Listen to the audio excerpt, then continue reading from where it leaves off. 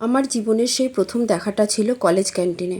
আমি তখন ফার্স্ট ইয়ারে ভর্তি হয়েছি, আর তার ছিল লাস্ট ইয়ার। কফি হাতে কলেজ ক্যান্টিনে বসে আছি। হঠাৎ চোখ পড়ল তার দিকে। সাধারণের মধ্যে অসাধারণ। সে হাসল।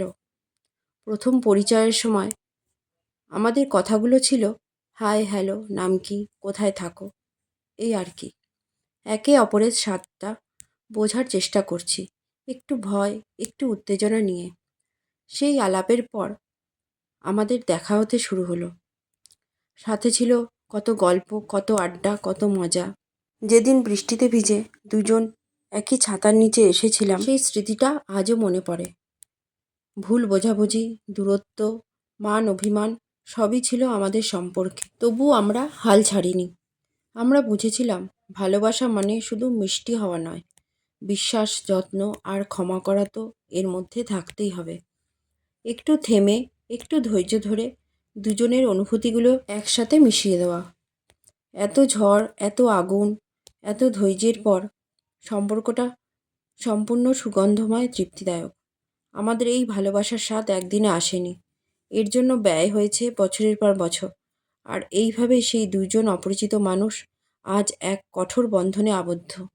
ভাবলাম আজকে একটা গল্প করতে করতে তোমাদের সাথে রেসিপিটা শেয়ার করি, তাই করলাম আর কি।